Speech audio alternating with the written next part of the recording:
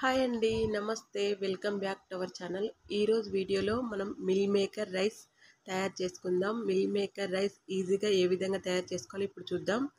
Meal maker rice తయారు చేసుకోవడానికి అయితే నేను ఇలా మిల్ మేకర్స్ అయితే వేడి నీళ్ళలో వేసి ఒక 20 మినిట్స్ అయితే నానబెట్టుకోవాలండి. 20 మినిట్స్ ఇలా పక్కన పెట్టుకున్నాను. వేడి నీళ్ళు వేసి ఇలా వేడి నీళ్ళు వేసి పక్కన పెట్టేసుకొని 3 గ్లాసుల బాస్మతి రైస్ తీసుకున్నాను. 3 గ్లాసుల బాస్మతి రైస్ తీసుకొని ఇలా కడిగి నానబెట్టి పెట్టుకున్నానండి. ఇవి కూడా నానితే రైస్ మంచిగా ఉంటుంది. ఇలా పక్కన పెట్టుకున్నాను. ఇప్పుడైతే ఉల్లిపాయలు కట్ చేసేసుకున్నాము. 2 ఉల్లిపాయలు తీసుకున్నాను. ఇలా మీడియం సైజు 2 ఉల్లిపాయలు అయితే తీసుకున్నాను. తీసుకొని పొట్టు తీసి ఒకసారి కడిగి మళ్ళీ కట్ చేసుకుందాం. ఈ రైస్ చాలా టేస్టీగా ఉంటుందండి. మనం ఈజీ కూడా చేసుకోవచ్చు. మనం లంచ్ బాక్స్లో కూడా పెట్టి పంపించవచ్చు అండి పిల్లలకి. ఇంట్లో కూడా ఏం వండాలో తెలియనప్పుడు ఇలా మనం మిల్ మేకర్ రైస్ ఈజీగా చేసుకోవచ్చు. టైం లేనప్పుడు టేస్ట్ అయితే సూపర్గా ఉంటుందండి. ఇలా ఆనియన్ అన్ని పొట్టు తీసి 2 మీడియం సైజ్ ఆనియన్ తీసుకున్నాను. ఇవి శుభ్రంగా కడిగి ఇలా పొడుగ్గా కట్ చేసుకుందాం. ఇంట్లో వాళ్ళందరూ చాలా బాగా తింటారండి. టేస్టీగా కూడా ఉంటుంది. మిల్ మేకర్ని సోయా అని కూడా అంటారు కదా, సోయా సింగ్స్. మేమైతే మిల్ మేకర్ అంటామండి.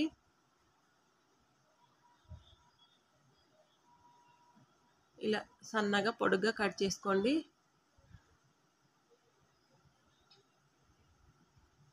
మనం లంచ్ బాక్స్లో కూడా పెట్టి పంపించవచ్చు.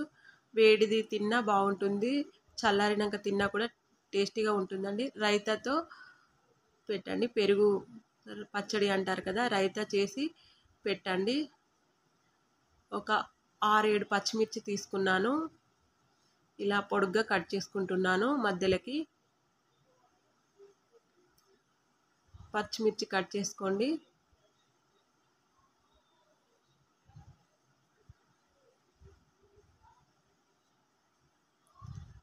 ఆరేడు పచ్చిమిర్చి అయితే ఇలా కట్ చేసి పెట్టుకున్నాను. ఇప్పుడు బీన్స్ తీసుకుంటున్నాను.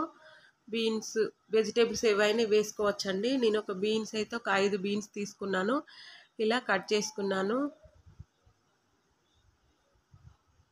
అటు ఇటు సైడ్స్ కట్ చేసేసి ఇలా బీన్స్ కట్ చేసుకున్నాను. ఒక క్యారెట్ తీసుకున్నాను. వెజిటేబుల్స్ ఎక్కువ వేయని అవసరం లేదండి, ఎందుకంటే మనము మిల్ మేకర్స్ ఎక్కువ వేసుకోవాలి. మిల్ మేకర్ రైస్ కదా, మిల్ మేకర్ ఎక్కువ తీసుకోండి.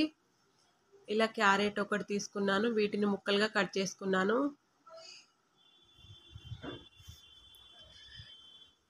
ఇలా ముక్కలుగా కట్ చేసుకోండి. క్యాప్సికమ్ తీసుకున్నాను. క్యాప్సికమ్ 2 చిన్నవి తీసుకున్నానండి. లోపల గింజలు తీసేయండి. ఇలా క్యాప్సికమ్ ముక్కలు కట్ చేసుకోండి. ఆలు కూడా వేసుకోవచ్చండి మీకు ఇష్టం ఉంటే. నేను ఇక్కడ ఆలు వేయలేదు. క్యాప్సికము, క్యారెట్, బీన్స్, పచ్చి బఠానీలు అంటారు కదా, ఫ్రెష్ బఠానీస్, అవి వేసుకున్నాను.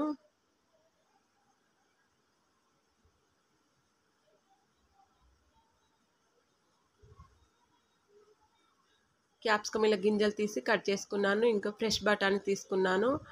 పుదీనా తీసుకున్నానండి. ఒక కట్ట చిన్నది తీసుకున్నాను పుదీనా. ఇలా ఆకులు కట్ చేసి శుభ్రంగా కడిగి వేసుకోండి.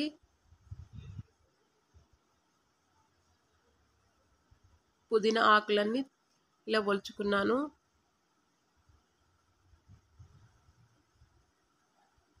మనం ఏ రైస్ చేసినా పుదీనా, కొత్తిమీర వేస్తేనే టేస్ట్ వస్తుందండి. ఇప్పుడైతే పుదీనా తీసుకున్నాను. కొత్తిమీర తీసుకున్నాను. కొత్తిమీర కూడా చిన్న కట్ట తీసుకున్నాను. కట్ట తీసుకొని ఇలా చిన్నగా కట్ చేసుకున్నాను. కడిగి చిన్న చిన్నగా కట్ చేసుకున్నాను. కొత్తిమీర పుదీనా వేస్తేనే ఫ్లేవర్ బాగుంటుందండి. ఇప్పుడు ఇందాక మనము నానబెట్టుకున్నాం కదా మిల్ మేకర్, వీటిని వేడి నీళ్ళల్లో వేసి పెట్టుకున్నాం కదా, వీటిని ఇలా వాటర్ అంతా పోయే వరకు గట్టిగా ఇట్లా నీళ్ళన్నీ పిండేయాలండి. నీళ్ళన్నీ పిండేసేయాలి. నీళ్ళు ఉండకూడదండి, నీళ్ళన్నీ పిండేయాలి. ఇలా నీళ్ళన్నీ పిండేసి ఒక బౌల్లో వేసుకున్నాను.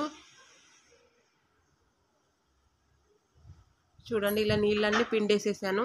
మసాలా, బిర్యానీ ఆకు, జాపత్రి అంటారు కదా పువ్వు, లవంగాలు, ఇలాచి, చెక్క, సాజీరా, ఈ పువ్వు, ఇలా హోల్ గరం మసాలా తీసుకున్నానండి. హోల్ గరం మసాలా తీసుకోవాలి. ఇప్పుడు స్టవ్ వెలిగించుకొని గిన్నె పెట్టుకొని ఆయిల్ వేసుకున్నాను. ఆయిల్కి బదులు మీరు నెయ్యి వేసుకున్నా బాగుంటుంది. సగం ఆయిల్ వేసుకున్నాను, సగం నెయ్యి వేసుకున్నానండి. ఇప్పుడు హోల్ గరం మసాలా వేయాలి.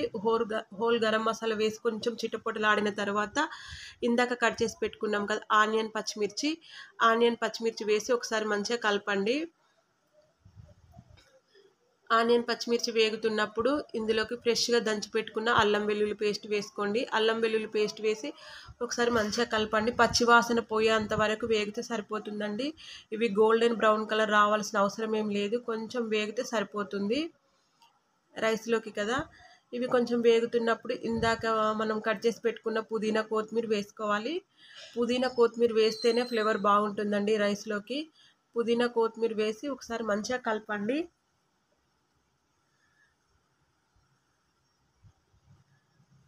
ఇప్పుడు పుదీనా కొత్తిమీర వేసి ఇలా మంచిగా కలిపి కొంచెం వేగనివ్వండి. పచ్చివాసన పోయేంత వరకు వేగితే సరిపోతుంది. చూడండి ఈ విధంగా వేగాలండి.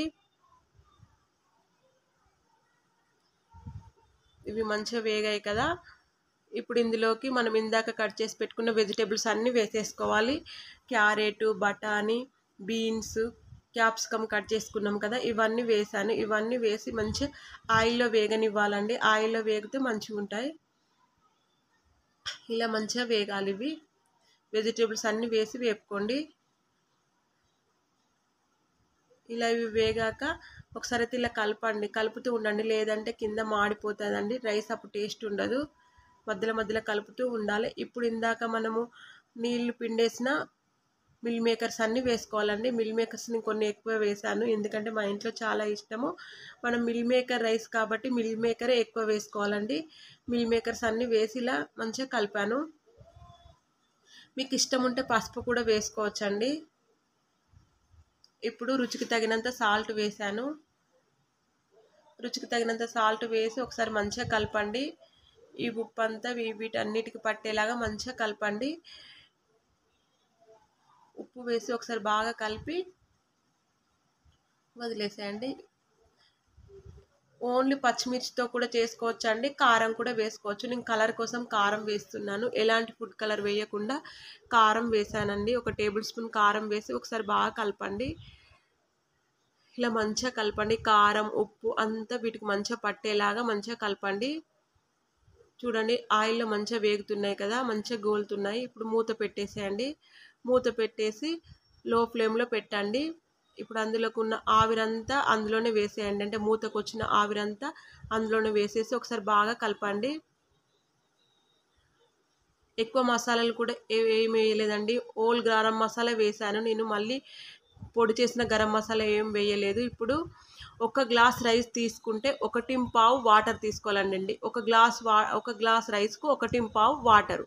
1 గ్లాస్ వాటర్ వేసి మళ్ళీ పైన కొన్ని వేయాలి. నేను 3 గ్లాసులు తీసుకున్నాను కాబట్టి నేను 3 గ్లాసుల రైస్కు సరిపడా వాటర్ వేసానండి. ఇక ఇప్పుడు ఇందాక నేను నానబెట్టుకున్నాను కదా బాస్మతి రైస్, వాటిని వడకట్టుకొని ఇప్పుడు నీళ్ళు మంచిగా బాయిల్ కావాలండి. ఇలా నీళ్ళు మంచిగా మసులుతున్నప్పుడే మనం రైస్ వేయాలి.